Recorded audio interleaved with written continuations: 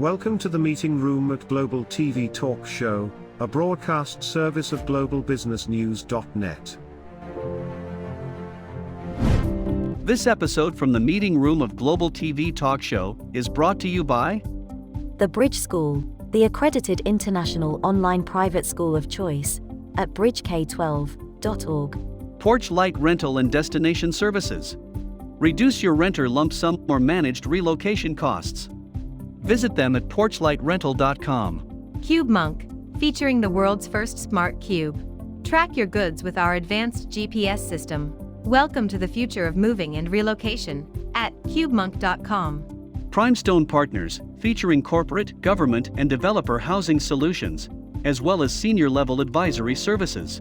Find them at primestonepartners.com. And by heirs.com. With our full range of services, we can help design and manage your international relocation. Find us at heirs.com. Insured Nomads provides protection and peace of mind with health insurance, travel insurance, group, or tailored insurance for the globally mobile. Visit us at insurednomads.com. And by International Auto Source. We are the vehicle experts for expats, featuring all major brands of automobiles with flexible solutions and financing. On the web at intlauto.com. Hi, this is Ed Cohen in San Diego, and this is Global TV Talk Show. This is a news product of globalbusinessnews.net. Very special guest today is in Connecticut. CATHY HEYNE is a partner with Living Abroad, old line company with new tech and new life and continuing to grow and servicing the customers. Let's say hi, hi, and let's say hi and be hi. And welcome, CATHY HEYNE. Thank you, Ed. How you doing? Yeah, just great. Great to have you on the show. Thank you. Okay, so here we are, February, COVID. But business goes on, right? The beat goes on. Exactly.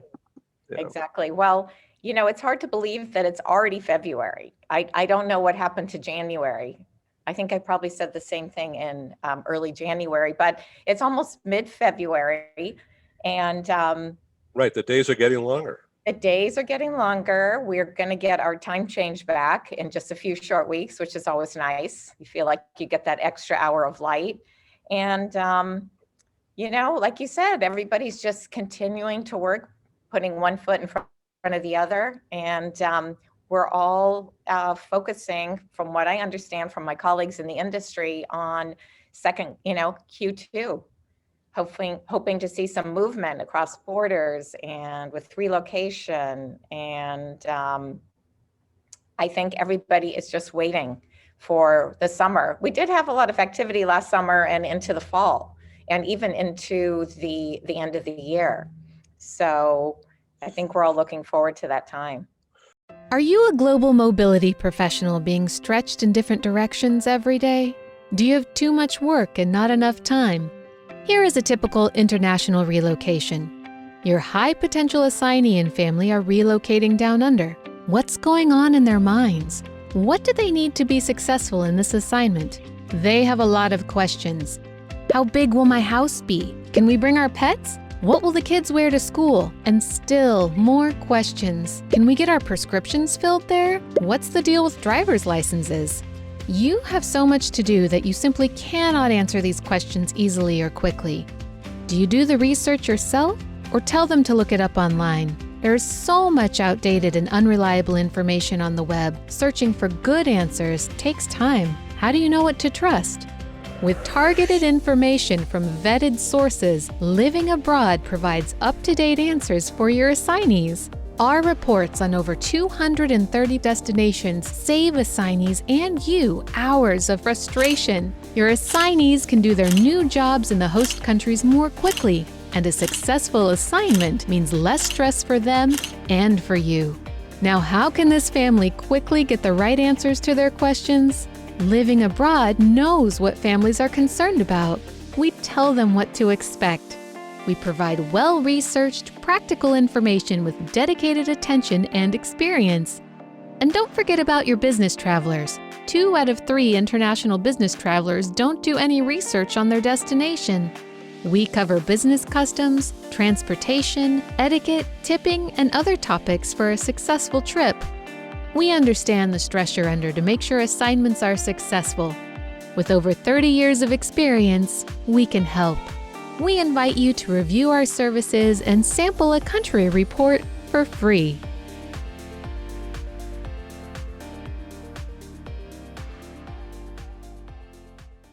So, repatriation or new outbound? That is a good question. Right now, what I see is a lot of domestic moves happening, continue to happen.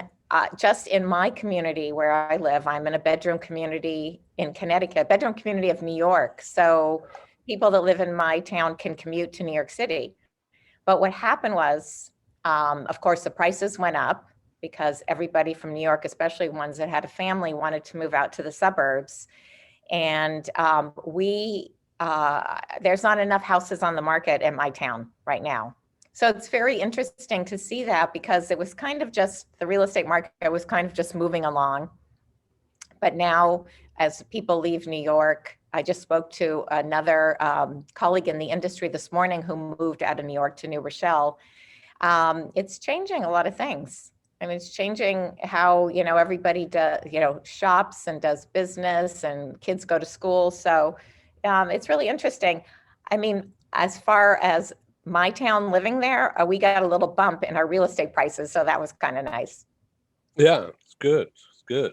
So I wanted to ask you about global business at first, okay? Okay, sure. Also want to talk to you about domestic, but and inbound into the U.S. Mhm. So repatriations, I know you're involved with some energy-related companies. They're basically just leaving people where they are right now, right? They are, unless the person has requested to be repatriated. Mm. And it's not an easy task right now. However, one of our companies are doing a very large group move, 2,000 people to Afghanistan. Isn't that interesting? Yeah. So are they wearing army helmets? I'm hoping they're all, there's safety in numbers. They're all going to be, I hope, in the same, I'm sure they'll all be in the same compound, but it was, it's very interesting to hear that such a large group move is going on. Actually, at the end of last year, I spoke to a company in Canada that we were working with. They're doing a group move to Chile. So I see these group moves happening. I know there's a lot of pent up demand. A lot of companies now are planning to move people and they have everything in order. They've been planning these relocations for months. So I believe as soon as borders open, that we're going to see a big rush. Now, as far as repatriation, like you said, they're trying to keep people where they are if they can, unless the individual or family is really adamant about moving back to their home country. Yeah, interesting. Okay, so on the U.S. moves, domestic. So, people are leaving California, but it's still inbound. There's still movement coming in, according to the moving industry. And so certainly there's movement into Vegas, excuse me, and movement into Phoenix for sure. Phoenix is absolutely red hot. Not all, and it's not even summer and it's red hot. But, no, it's a huge market and a growing corporate market, absolutely. But I'll tell you, it's Colorado and Salt Lake. Salt Lake's been growing slowly and slowly and slowly, but it's a tech. It's like Phoenix was 10 years ago in terms of a tech back office. But now there's a lot of startups happening there. Relatively speaking, a low cost of living, and it's just a beautiful mountain environment. It is gorgeous there. Yeah. So obviously, there Dallas area, all of Texas, but Dallas and Houston and Austin continue to be a magnet And some of the prices that I'm hearing about in certain areas, the more executive areas in Uh-huh. each, they're getting very California-like. Yes, that's what I And did read that today in the New York Times. right. And so a lot of the advantages are still there, of course. So south of Austin is Hmm. San Antonio. It's about an hour away. It's a freeway ride. So the area south of Austin into northern San Antonio, Hmm. red hot development market I bet. and low, relatively speaking, low cost. Well, I also read that Boise too is growing like crazy. Tech, yeah. Micron is up there and some Yep. others, right? Yeah, interesting. So what's happening here, I'm sure you're following it to some extent, being a native Californian, um, is Governor Newsom, who's got his own problems, but one of the good things he's doing and has been doing um, is developing a lot of communications within the inland areas, Hmm. not only north, mainly north of Sacramento, but close to Sacramento, and then San Bernardino Riverside in particular. Uh, and industrial land is going through the roof. Um, and Really? yeah, because of reshoring. Reshoring, in other words, Yep. manufacturing stuff in the U.S. rather than Yes. Yes. so they're going to low-cost areas and where there's ample land. Of course, it's different lifestyle than coastal California, but it's still closer than Phoenix That's or true. That's true. outside of Vegas. Uh, so uh, and they have a tax scheme, some kind of a tax benefit, Uh-huh. which sort of negates the tax of being in California as an incentive for people to Right. buy land and move there. So uh, there's a lot of interesting things going on. So also, I have to tell you that in the LA metro area, particularly um, up I-15 and Hmm. 10, um, as in the Inland Empire, Yes. uh, it is just amazing, just right now, just amazing how busy things are. The freeways are like they were before Really? COVID, and business activity from distribution and warehousing and management of transportation. It is absolutely red hot, and there's no problem in the economy. You, Wow. That's yeah, great. yeah, it's very, very strong. Yeah. Yeah. Yeah, And I just know a couple people recently that moved to California. So people, you're right, people are still moving in. yeah, yeah. So these are not poor people, but you know, uh, it's just vast middle class, and there's lots of choices. Yeah. Uh, so it does cost a little bit more on average, but everything is, what California, Southern California in particular, Everybody it's loves the it's weather. Yeah. it's just the place to be. So let's talk about particular special services Hmm. that as you in a virtual work environment now, um, how have you reinvented you and living abroad, Michael? How have you reinvented what you've always done to fit the virtual environment? So that's a good question. One of the pluses that we had, just talking about the company as a whole, we were basically virtual. Our employees were basically Right. virtual. Our content management team has always worked, not has always, but at least the last 5 or 6 years has worked from home. Maybe since 2008. So that's even more than that. But so as far as trying to scramble and figure out how we're all going to work virtually, we didn't have that. So what we had was time. So we did look at how we could help our industry, help our clients. And one of the first things we did right after the lockdown was announced is we put COVID resources right at the top. of the websites. Every user, big letters, you click on that, and there was so many resources for them, you know, links to the CDC and every kind of resource that they could possibly need. And so we got a lot of feedback that resource, having that up there, was really helpful to people moving, because people were scrambling, you know, trying, like you said, they were trying to get back into the country, trying to go to their home country, and nobody knew really what was going on. So having these real-time resources was really a plus. Now, the other things that we know, and Ed, you know very well, is how important videos are. And we never had videos before, but it was always kind of a dream to create some destination videos. So we started that project, and we're going for the top 35 destinations for videos. And it's been a fun project. So when a user goes to, for instance, the Brazil homepage, they see a video of Brazil, photos, some text, some audio.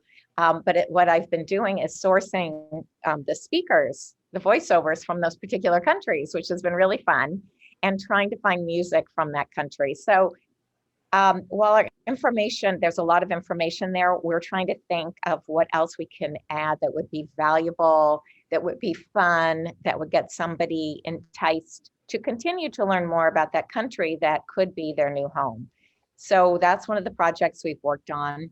And another project we did was to add Google Translate to the site. And, you know, oftentimes the accompanying family members don't speak English as well as maybe the assignee. So now they can get that information in the language that they're comfortable with and really understand, you know, what's involved in moving to a new location. So those, I would say, are our top additions that we did, and we're still continuing to work on those into 2021. Other than a couple other things, we did updates on our immigration sections in all our reports, which is real-time immigration updates. We do link to the Fragaman feed that comes out every day, and also continuing to update our LGBTQ sections that are really important, especially for people going to other countries. What, you know, how is that community supported and how can we help? Interesting. And what about schools? Schools. So we have a very interesting, for our domestic schools, we actually have a tool that allows the user to compare schools in different areas, look up schools, especially, you know, like I said, in the United States. They can put in a zip code, they can get all the listings of the schools, they can get the school ratings and rankings. And all our reports have a very robust section on vetted international schools. So a user can go in and click on that link and go right to the school website and get all the information they need. And that we've had forever, those resources.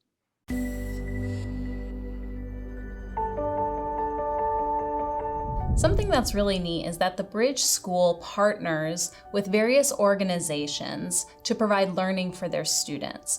For example, we partner with a major ballet company, and we are able to enroll several of their students into our school. So now not only is the student able to participate in a school and have a seamless transition while they're very active in their ballet career, but now they have other dancers that are with them that are doing some of the same courses. So it's almost becoming a camaraderie where they're taking similar courses, they're working together on their ballet, and really being able to form this great partnership with these organizations to provide a needed service.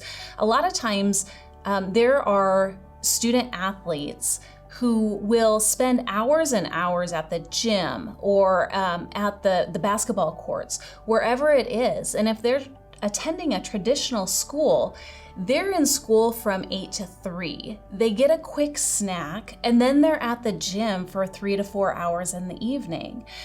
coming to us and having that partnership, they're able to break that up throughout the day. They can have a morning practice, get some schooling in, have an afternoon practice, finish their schooling in the evening. So there's that flexibility. And additionally, if there are tournaments or performances, it's fantastic, because if there's a week where they have shows straight through, they can take that week off of learning and then pick back up when they're done. So it offers this great flexibility. And for the program owners of these sports leagues, it is a win-win situation for them, because they see this need. They see this need that their students need to make sure that they are obtaining the grades necessary to be successful adults in our country and in other countries. But it provides them an environment where they can be successful at both.